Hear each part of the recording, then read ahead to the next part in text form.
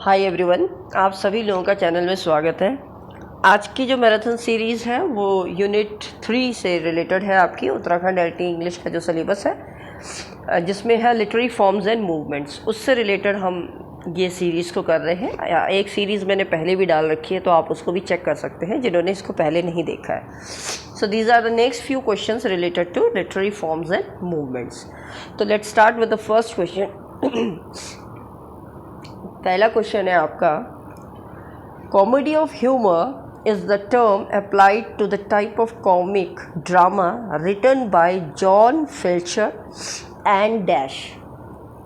कहते हैं जो ये कॉमेडी ऑफ ह्यूमर है एक्चुअली ये कॉमेडी ऑफ ह्यूमर जो है ये बहुत ज़्यादा पॉपुलराइज हुई थी ड्रामेटिक सेंस में ड्यूरिंग लेट 16th सेंचुरी में, है ना।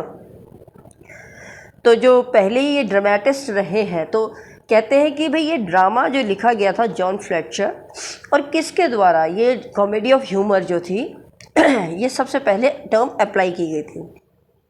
तो that was your Ben Jonson. Answer will be your Ben Jonson. Little bit I will explain you about what is the term humour. Actually humour है क्या, थोड़ा सा उसको समझ लीजिए। मैं सिर्फ ह्यूमर की बात कर रही हूँ, राइट।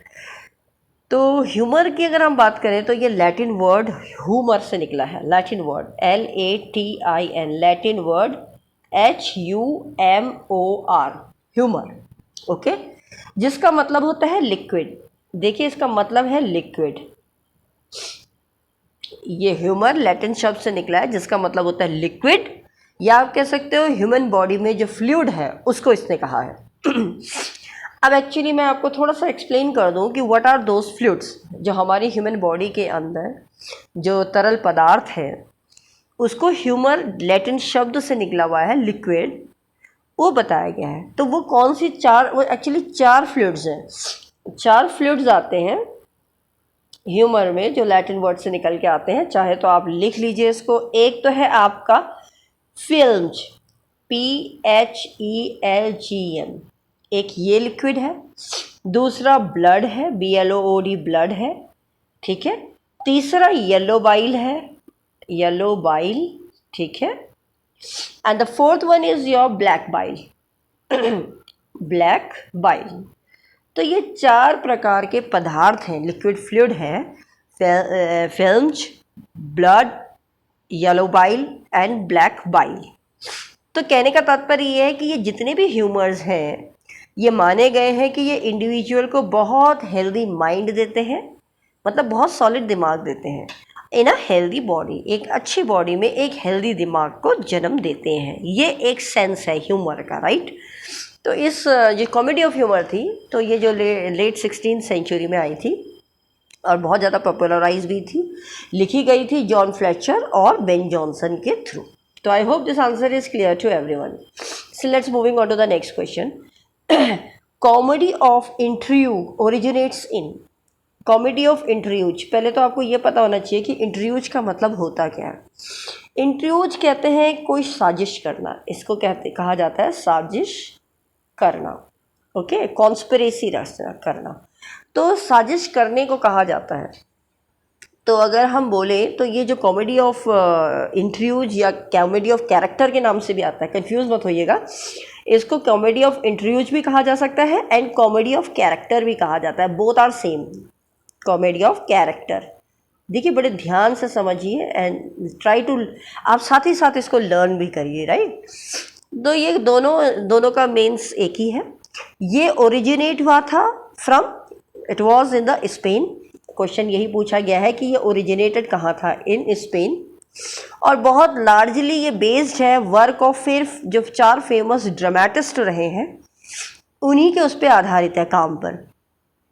मेरे को लगता है नेक्स्ट क्वेश्चन शायद हो सकता है इससे रिलेटेड, लेकिन मैं आपको बता दूं वो चार राइटर्स जो हैं जिनके बेस पे ये फॉर्म हुआ था कॉमेडी ऑफ इंट्रियूज, जिसे साजिश की कॉमेडी कहते हैं या कॉमेडी ऑफ कैरेक्टर कहते हैं, जो स्पेन में ओरिजिनेट हुआ था। तो जो चार ड्रामेटिस्ट रहे हैं, the name of those dramatist was Vega. ये सेकेंड क्वेश्चन का आंसर बता रही हूँ, please make it sure. Vega, then comes your Molina, MOLINA, Molina, then comes your Alarcon, ALARCON, Alarcon, और फिर आता है आपका मोरे, MORE। तो ये चार हैं, इन्हीं फेमस ड्रामेटिस्ट के बेस पे ये काम किया गया था। ओके, तो अब आई होप आप ये भूलेंगे नहीं। तो इसका the right answer is your Spain. Third question पे चलते हैं, question number third. Comedy of manners was originated in France with. अब ये जो कॉमेडी ऑफ मैनर्स है ये 17th सेंचुरी में सबसे ज़्यादा रियलाइज की गई थी कि प्लेज में। और अगर हम देखें तो ये प्लेस थे, और ये प्लेस किसके थे, आपके जैसे कह रहे हैं ना फ्रांस में थी, किसके, विथ मॉरली, MOLIERE, मॉलरी, इनके साथ। कॉमेडी ऑफ मैनर्स ओरिजिनेट हुआ फ्रांस में मॉलरी के साथ। 17th सेंचुरी में ये सबसे ज़्यादा रियलाइज़ किया गया इन प्लेस को, ठीक है। और मॉलरी की अगर हम बात करें तो कुछ बहुत फेमस वर्क भी रहे हैं, जैसे एक रहा है the school for wives, the impostor, ये कुछ वर्क्स रहे हैं regarding the comedy of manners, बहुत फेमस वर्क रहे इनफैक्ट। इसके बाद नेक्स्ट क्वेश्चन पे चलते हैं, question number fourth. Who said correction of social absurdities must at all times be the matter of true comedy? किसने कहा कि जो सुधार है सामाजिक बेतुकों में, एब्सर्डिटीज़ को कहते हैं ना, बेतुका है, नॉनसेंस है, कोई सेंसलेस है, उन्होंने कहा इसमें सुधार होना चाहिए। Must at all times be the matter of true comedy. एक ट्रू कॉमेडी के लिए ज़रूरी है कि इसको बार बार क्या करना चाहिए, इसको सुधार करना चाहिए। तो ये बात भी मॉलरी ने ही कहा था। ओके, मॉलरी ने कहा था, याद रखिएगा। इसके बाद चलते हैं क्वेश्चन नंबर 5 पे। Question number 5 is yours. Comedy of manners flourished in a particular period of England. Okay, एक पर्टिकुलर पीरियड ऑफ इंग्लैंड में कॉमेडी ऑफ मैनर्स फ्लरिश किया गया था। Which period it is it. अब वो पीरियड कौन सा था जिस पीरियड में ये बहुत ज़्यादा फ्लरिश हुआ? तो that period was your restoration period, उसको कहा जाता है रेस्टोरेशन पीरियड। ओके, इसको याद रखिएगा, इसको रेस्टोरेशन पीरियड कहा जाता है। इसके बाद नेक्स्ट क्वेश्चन है, किसको कहा जाता है, कौन से पीरियड में सबसे ज़्यादा, कौन से पीरियड में ये फ्लरिश हुआ था इंग्लैंड में? रेस्टोरेशन पीरियड में, comedy of manner. Now moving on to the next question, that is your question number 6। Congreve and Etherege, याद रखिएगा, Congreve and Etherege, CONGREVEETHERGE, Etherege. These are the writers of what? ये कौन सी comedy के writers हैं? ये actually comedy of manners के writers हैं, कॉमेडी ऑफ मैनर्स, याद रखिएगा, कॉमेडी ऑफ मैनर्स के क्या हैं, ये राइटर हैं, ठीक है। अभी इसमें 2 का नाम दिया है, एक और राइटर है, अगर एग्जाम में सपोज तीसरा नाम भी दे दिया जाए तो आपको आना चाहिए Wycherley, WHY, Wycherley, CHERLEY। He was also the writer included in this period. Congreve, Etheridge and Wycherley, ये राइटर हैं कॉमेडी ऑफ मैनर्स के, साथ साथ याद करें। Moving on to the next question, that is your question number 7th। A fanciful images और startling comparison is known as. देखिए, fanciful को कहते हैं काल्पनिक, काल्पनिक, ठीक है, the one which is not real, सपने में है, फैंसी है, काल्पनिक है। स्टार्टलिंग का मतलब भी यही होता है, चमत्कारपूर्ण, मतलब बड़ा ही आश्चर्यजनक, जिसे हम कह सकते हैं। स्टार्टल्ड कहते हैं ना, I was startled with that, I was shocked, मतलब मैं आश्चर्य हो गया। तो ये जो कंपैरिजन है इसको क्या कहा जाता है? तो देखिए, ये एक कंपैरिजन जहाँ आ गया काल्पनिक, या आप कह सकते हो आश्चर्यजनक, तो दैट इज़ योर कंसीट। क्या है ये? कंसीट। तो कंसीट को थोड़ा सा मैं इसके ऊपर वीडियो बना दूंगी, but just for your knowledge I would like to discuss something. Conceit actually होता क्या है?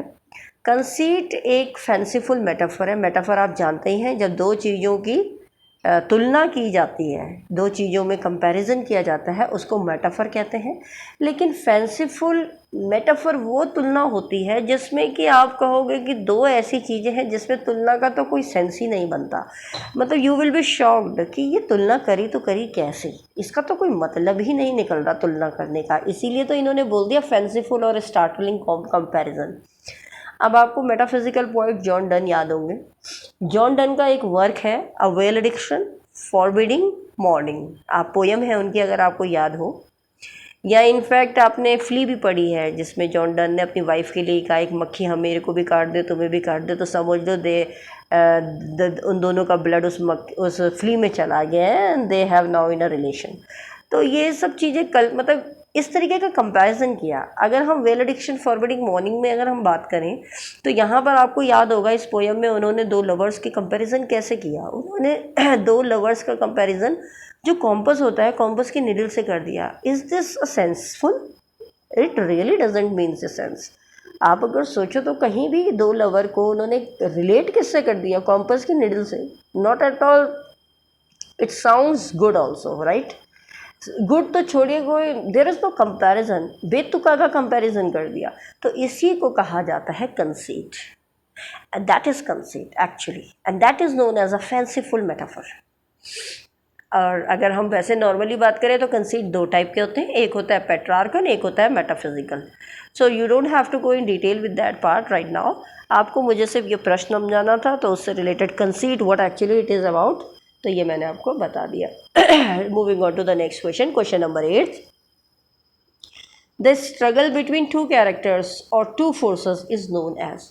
देखो, दो कैरेक्टर के बीच में जो संघर्ष होता है आपको भी पता है। अब अगर मैं बोलूँ आपको, जैसे सपोज ये तो हर कैरेक्टर हर उसमें होगा, चाहे आप प्ले पढ़ लो, चाहे आप पढ़ लो, या ड्रामा देख लो, या मूवी देख लो, anything else you are going through, आपको दो विरोध तो मिलेंगे। एक हीरो होगा तो एक विलेन होगा, एक प्रोटेगनिस्ट होगा तो एक एंटागोनिस्ट होगा। तो ये दोनों के बीच में हमेशा एक संघर्ष रहता है। दो कैरेक्टर्स तो कहते हैं ना, अच्छे और बुरे का तो हमेशा। आप आज देख लीजिए, अगर मैं पॉलिटिक्स की बात करूं, then if you come out of the result, तो दो पार्टीज़ हैं, there are plenty of parties, but there is always conflict between the parties who opposes the parties against them. तो कहने का मतलब है आपस में जो दो कैरेक्टर्स के बीच में स्ट्रगल हो, या दो फोर्सेस के बीच में स्ट्रगल हो, तो उसको कहा जाता है कॉन्फ्लिक्ट। क्या कहा जाता है? कॉन्फ्लिक्ट कहा जाता है। ठीक है, आई होप ये आपको क्लियर हुआ होगा। Now moving on to the next question, that is your question number 9th। अच्छा, एक चीज़ मैं और बता दूं आपको, बीच में बोलना पड़ता है because I don't know how many of you see the video till end, तो इसलिए मैं बिटवीन में ही बोल देती हूँ। Most of the students were saying that I have to make the questionnaires for 50 question. देखिए, 50 क्वेश्चन की सीरीज़ में यहाँ नहीं दे पा रही हूँ वीडियो में। अगर आप इंटरेस्टेड हो तो आप PDF चाहते हो तो आपको PDF भी मिल जाएगी। आप अगर टेस्ट लेना चाहते हो, प्रैक्टिस सेट ज्वाइन करना चाहते हो, तो वहाँ आपको प्रॉपर 50 क्वेश्चन की सीरीज़ मिलेगी। दिस इज़ नॉट पॉसिबल क्योंकि मेरे पास क्लासेस होती हैं, तो बहुत मुश्किल होता है कि स्पेशली क्योंकि जो बच्चे पे कर रहे हैं फिर एक मेरे भी कुछ नियम्स हैं। I can't disclose the one who are paying for me. जो बच्चे उस चीज़ के लिए पे कर रहे हैं वो मैं आप सबको ऐसी दे दूँ, तो what is the difference? I have to show कि भाई उनके लिए भी उनकी भी वैल्यू है, राइट? तो इसलिए अलग से 50 क्वेश्चंस बनाना थोड़ा मुश्किल है, आपके लिए अलग, उनके लिए अलग। तो अगर आप सच में 50 क्वेश्चन की सीरीज़ ज्वाइन करना चाहते हैं तो आप why don't you join the practice set. Offline mode भी है, ऑनलाइन मोड भी है, अब आपको जैसा चाहिए आप बोल सकते हैं। और अगर आपको ऑनलाइन चाहिए then you can talk to me in the mobile number which is been mentioned in your thumbnail. वो 50 क्वेश्चन एग्जाम ओरिएंटेड ही है। एग्जाम ओरिएंटेड ये भी चल रहे हैं, लेकिन उसमें यह है कि ग्रामर मतलब जैसे एग्जाम में पेपर आता है वैसे ही बनाया जा रहा है। तो अगर इंटरेस्टेड है तो वहाँ आप ज्वाइन कर लीजिए, अगर आपको ऐसा चाहिए तो। इसमें मैं आपको इतना ही प्रोवाइड कर पा रही हूँ, बट आप भी जानते हैं कि nobody is giving you marathon series for UKLD exams, और कोई इतनी मैराथन चलाता नहीं है कि आपको 3-4 महीने आपको इतने क्वेश्चंस फ्री ऑफ कॉस्ट दे दे। टू बी वेरी ऑनेस्ट, आपको मैटर दे देंगे, but MCQ nobody is going to give you, they will charge, and yes of course they have to.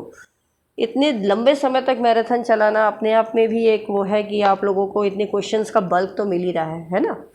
तो आप देख लीजिए, अगर आपको extra you want extra material then you can talk at that number, inquire कर सकते हैं। चलिए नेक्स्ट क्वेश्चन पे चलते हैं, क्वेश्चन नंबर 9th क्वेश्चन है। Okay, we have done this 8th question, conflict था।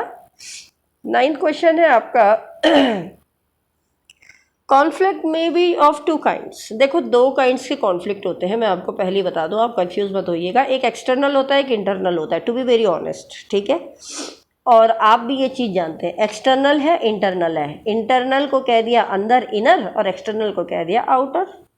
ओके, अब आप सोचेंगे मैम यहाँ एक्सटर्नल दिया है तो आपने एक्सटर्नल, तो यही चीज़ मैं समझाऊंगी कि कॉन्फ्लिक्ट में बी ऑफ 2 टाइप्स। अब उसने आउटर बोला है तो बाहर वाला तो उसने बोल ही दिया ना, तो आपको अंदर वाला देखना है, इनर। तो right answer is your A. Moving on to the next question, that is your 10th। Denotation is, denotation क्या होता है? पहले तो आपको मतलब अगर पता चल जाए तो आप ऑटोमेटिकली आंसर्स निकाल सकते हैं। तो किसी भी क्वेश्चन को करने के लिए उसकी क्वेश्चन का अर्थ समझना बहुत ज़रूरी है। और डेनोटेशन का मतलब खुद होता है सेंस, अर्थ, मतलब। तो अगर हम बोले तो accepted meaning of the word, जो एक वर्ड है, एक शब्द है जिसको स्वीकार किया जाएगा, सेंसफुल है, उसका कोई मतलब निकल रहा है, उसी को कहा जाता है डेनोटेशन। डेनोटेशन याद करते जाए। इसके बाद चलते हैं 11th क्वेश्चन पे। 11th क्वेश्चन है आपका the implication of something more than the accepted और प्राइमरीली मीनिंग इज। मतलब कहने का मतलब यहाँ है कि शब्द के मुख्य अर्थ के अलावा अन्य संकेतार्थ भी निकल जाए। मतलब जो उसका मेन अर्थ है उसके साथ साथ कुछ अलग अर्थ भी निकल जाए जो संकेत दे रहा हो, उसको क्या कहा जाता है? ये पूरे इस क्वेश्चन को मैंने हिंदी में ट्रांसलेट कर दिया है। Is that clear? So you can go through it, just a minute. तो ये इसका जो है, ये आपको मैंने हिंदी में क्वेश्चन को ट्रांसलेट कर दिया है। Wait, this is the question which I was talking about, 11th question, ठीक है। तो इसकी हिंदी का मैंने ये मतलब बताया है कि वो शब्द जिसका मुख्य अर्थ तो जो निकल रहा है, उसके अलावा इसका कोई संकेतार्थ शब्द भी है, कोई डिफरेंट मीनिंग भी निकल रहा है, ठीक है। तो उसको क्या कहा जाता है? What is that terminology? तो दैट टर्मिनोलॉजी इज़ कैनोटेशन। याद रखिए, 2 चीज़ पढ़ी आपने टेशन से। एक तो ऊपर पढ़ी डेनोटेशन। डेनोटेशन का मतलब है जिसका सही मतलब है एक्सेप्ट, स्वीकृत, सेंस में निकला जा रहा है। और एक है कैनोटेशन। कैनोटेशन का मतलब है जिसका जो अर्थ तो है उसके साथ साथ कुछ दूसरी और भी वो संकेत दे रहा हो, ठीक है। तो 2 टर्मिनोलॉजी आपको याद हो गई होंगी ना। इसके बाद चलते हैं क्वेश्चन नंबर 12 पे चलते हैं। Then 12th is your an unexpected and sensational turn in a play is known as what. देखिए, आप समझ ही गए वैसे क्वेश्चन को, नहीं समझे तो समझा देते हैं। सपोज़ कोई प्ले चल रहा है, ठीक है, आप ड्रामा देख रहे हो, सपोज़ कोई मूवी देख रहे हो, आप जैसा देख रहे हो आप उससे आकलन लगा रहे हो, इसके बाद ये हो जाएगा, इसके बाद ये हो जाए। लेकिन अनएक्सपेक्टेड, आपको उम्मीद भी नहीं होगी कि मूवी में इतना बड़ा यू टर्न ले लिया, क्लाइमैक्स आ गया, कहते हैं ना क्लाइमैक्स आ गया भाई।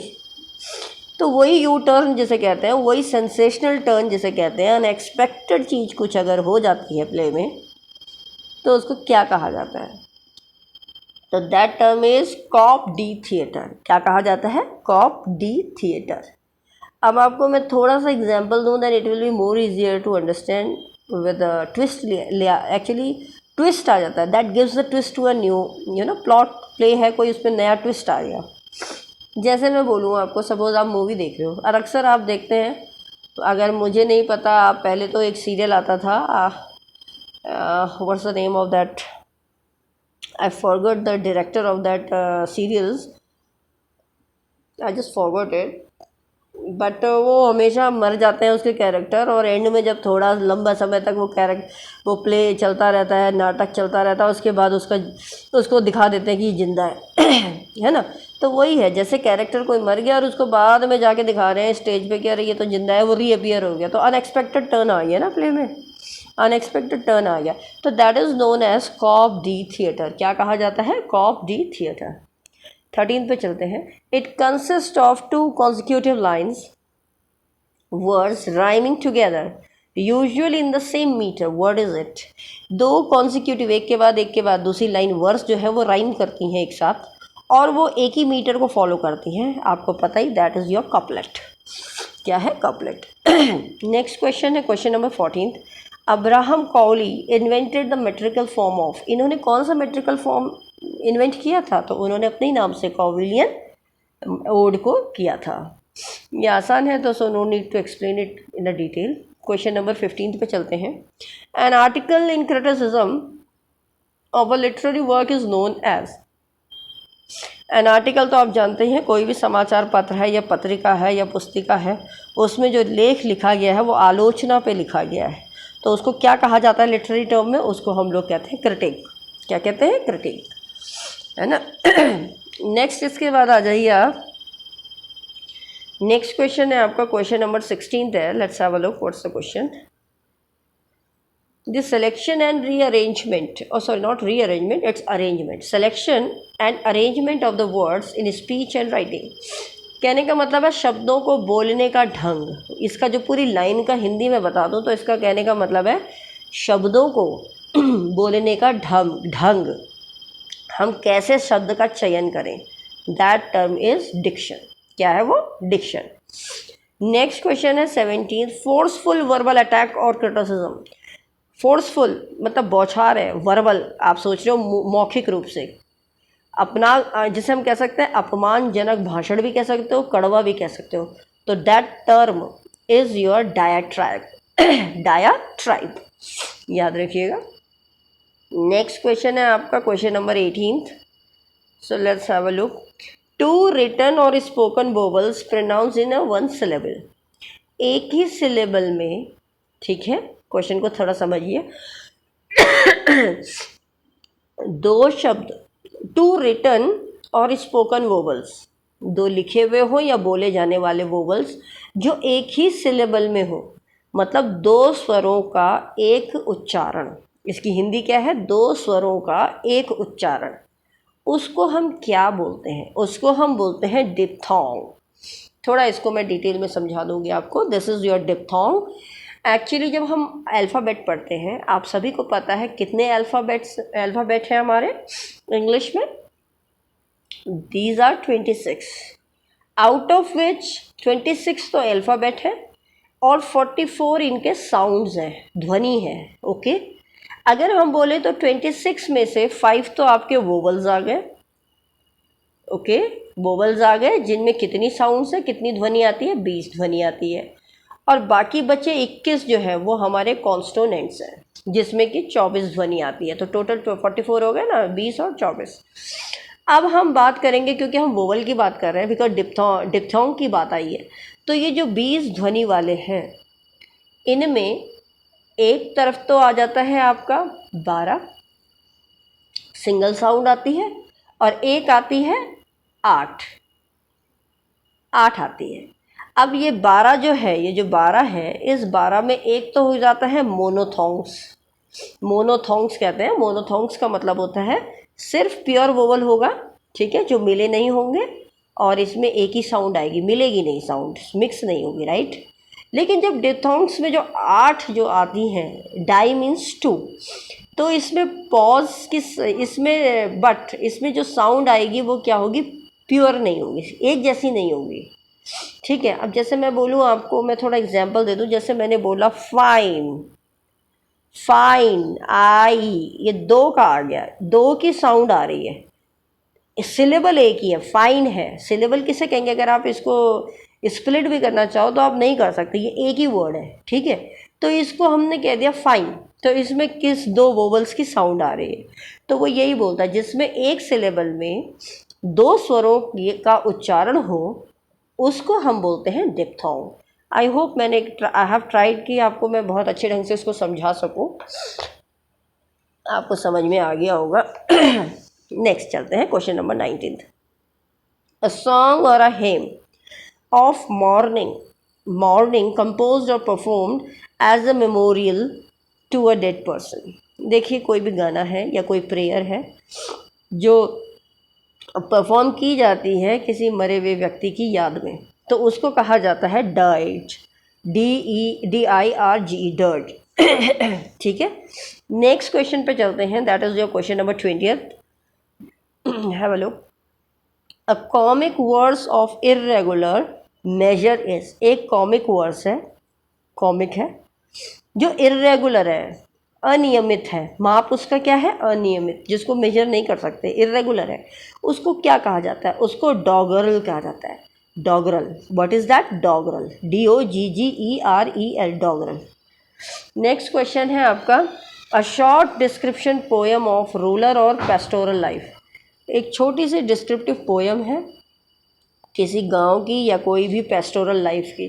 पेस्टोरल लाइफ आप जानते हो, पेस्टोरल किसे कहते हैं, जो पल्ली गीत होते हैं ना, तो उनको क्या कहा जाता है, दैट इज इक्लॉग, ECLOGUE, इक्लॉग कहा जाता है।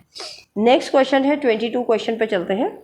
22 क्वेश्चन है, omission, omission of a sound between two words, दो शब्दों के बीच में कोई शब्द को हटा दिया जाए, अभी बताते हैं, लिखा ही है, usually a vowel and the end of one word और the beginning of the next is known as. Omission का मतलब होता है हटा देना, तो हटा देना इसको कहते हैं एलिजन, ये टर्मिनोलॉजी है एलिजन। ठीक है, नेक्स्ट क्वेश्चन पे चलते हैं, क्वेश्चन नंबर 23 है आपका, ओमिशन और suppression of parts of words और सेंटेंसेस, मतलब शब्दों के हिस्से या कुछ वाक्य, उनको हटा देना या उनको दबा देना। सप्रेस का मतलब है उसको और कंसाइज कर देना, तो उस टर्मिनोलॉजी को क्या कहा जाता है, उस टर्मिनोलॉजी को कहा जाता है, that is known as your ellipsis, इसको हम बोलते हैं एलिप्सिस, ELLIPSIS, एलिप्सिस। एलिप्सिस क्यों है, देखो ये वर्ड्स है, ये एक पंक्चुएशन मार्क होता है जिसमें 3 डॉट लगे रहते हैं, 1 2 3, तो ये मान लिया जाता है कि रीडर इसको आगे की लाइन को खुद ही समझ लेगा, ये इस तरीके से होता है। तो ओमिशन है, या तो दबा दिया है या तो उस शब्दों को कट कर दिया, इसलिए आगे लिखा ही नहीं कुछ, डॉट डॉट डाल दिया, 3 डॉट डाल दिए, तो उस पार्ट को क्या कहते हैं, एलिप्सिस, ELLIPSIS, ये सब लिटरेरी टर्म्स है। नेक्स्ट 24th क्वेश्चन पे चलते हैं, a correction by amending a correction और resulting from critical ending. Amending का मतलब होता है सुधार करना, ठीक है, एक आलोचनात्मक एडिटिंग करके सुधार करें, उस पर कोई आलोचना करी है किसी ने और उसमें सुधार किया जा रहा है, उसको बोलते हैं emendation. It is emendation. Next question है फिर 25, understanding and entering into another's feeling, समझना और किसी दूसरे की फीलिंग्स में चले जाना, दैट मीन्स सहानुभूति, उसको हम बोलते हैं एम्पैथी, इसका मतलब होता है सहानुभूति। अब आप कहोगे मैम सिंपैथी भी तो वही होता है, लेकिन देयर इज़ अ डिफरेंट, किसी को समझना और फिर दूसरे की फीलिंग को अपना मान लेना, दैट इज़ एम्पैथी। सिंपैथी तो भाई हम ऐसे भी किसी से दया कर सकते हैं, अरे यार इसके साथ गलत हुआ, दैट इज़ समथिंग, लेकिन किसी दूसरे के साथ कुछ हुआ, आपने उसको अपने आप को कंसिडर किया कि मेरे साथ हो रहा है ऐसा, और वैसे फिर दया दिखा के, that is called as empathy. Next question है 26, a quotation at the beginning of some piece of writing, कुछ लेखन का कुछ लिखा हुआ है, कुछ जिसे कहते हैं ना शिलालेख, सूक्ति, उसको क्या कहा जाता है, उसे एपिग्राफ कहा जाता है। कोटेशन लिखी रहती है शुरुआत में।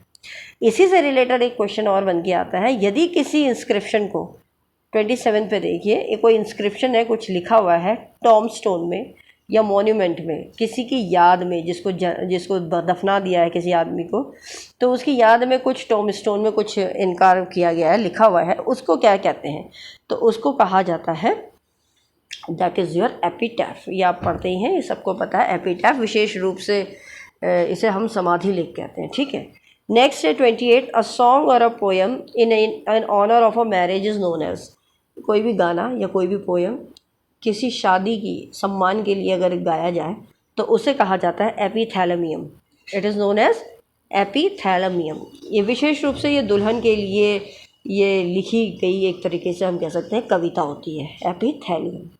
29 क्वेश्चन पे चलते हैं, एन और inoffensive expression that is substituted for and that is considered offensive, कोई भी एक सुरक्षित सब्स्टिट्यूट ढूंढा जाए जो मतलब one that is consider offensive, जो अच्छा हो, सुरक्षित रूप से हो, तो उसको क्या कहा जाता है? राइट, तो उसका आंसर है euphemism. That is euphemism. Euphemism मैं थोड़ा सा आपको समझा दूँ व्हाट इज़ यूफेमिज्म। अभी ये थोड़ा आप लोगों को ये लाइन थोड़ा समझने में डिफ़िकल्टी लग रही होगी, तो इसको बहुत सरल शब्दों में समझा देते हैं। ये एक वर्ड है या एक फ्रेज़ है जिसको, जैसे कहने का मतलब, जैसे आप किसी को कुछ बोलना चाहते हो, अब आप उस किसी इंसान को संबोधित कर रहे हो, तो इस प्रकार से बोलो जिससे कि उसको बुरा ना लगे और वो बोलने में भी अच्छा लगे और उसको सुनने में भी अच्छा लगे और आप बात भी बोल दो, है ना। जैसे हमने बोला senior citizen, SINIOR, senior citizen, हमने बोल दिया। जो वृद्ध लोग हैं उनको हमने सीनियर सिटीज़न बोल दिया। अब हमने इसको यूज़ किया यहाँ पर सीनियर सिटीज़न को एक यूफेमिज्म, ठीक है, फॉर ओल्ड पर्सन। ये हमने किसके लिए करा? ये हमने ओल्ड पर्सन को, ओल्ड पर्सन के लिए किया है। मतलब ओल्ड पर्सन ना बोलते हुए हमने इसको क्या बोल दिया है कि ये क्या है, एक यूफेमिज्म। तो उसको बुरा भी नहीं लगा, उसे अच्छा भी लग गया और हमने बात भी बोल दी। तो ये टर्मिनोलॉजी कहलाई जाती है यूफेमिज्म। आपको शायद समझ में आ गई होगी। It is known as euphemism. मतलब कोई भी चीज़ ऐसे बोल दो जो ऑफेंसिव ना लगे और उसके ही पक्ष में बोलते हुए और सम्मानजनक हो। The terminology is known as euphemism. Next चलते हैं, लास्ट क्वेश्चन है हमारा। एनी एग्रीएबल, जिसे हम बोलते हैं प्लीजिंग या हारमोनियस साउंड, कोई भी ऐसी चीज़ जो बहुत मधुर हो और अच्छी लगे, वो ध्वनि, उसको कहा जाता है यूफोनी। EUPHONY, इसको कहा जाता है यूफोनी। आई होप आपको ये सारे आंसर्स क्लियर हुए होंगे, 30 के 30 क्वेश्चंस। इससे पहले वाली वीडियो जिन्होंने अभी तक लिटरेरी टर्म पे देखी नहीं है तो वो मैराथन सीरीज़ में आप देख सकते हैं। मैं इसमें ऊपर हेडिंग डाल दूँगी literary terms, so that it will be easier for everyone to understand what the series is about. तो अगर आप लोग कोई वीडियो अच्छी लग रही है, हेल्पफुल लग रही है, तो प्लीज़ डू शेयर, लाइक कीजिए, सब्सक्राइब कीजिए। जो लोग देख रहे हैं और खाली स्क्रॉल कर रहे हैं, तो प्लीज़ अगर आपको ये हेल्पफुल लगती है तो प्लीज़ इसको ज़्यादा से ज़्यादा लोगों के साथ शेयर करें और सब्सक्राइब करिए। Till then, bye, have a good day, take care, all the best for your, good luck for your preparation.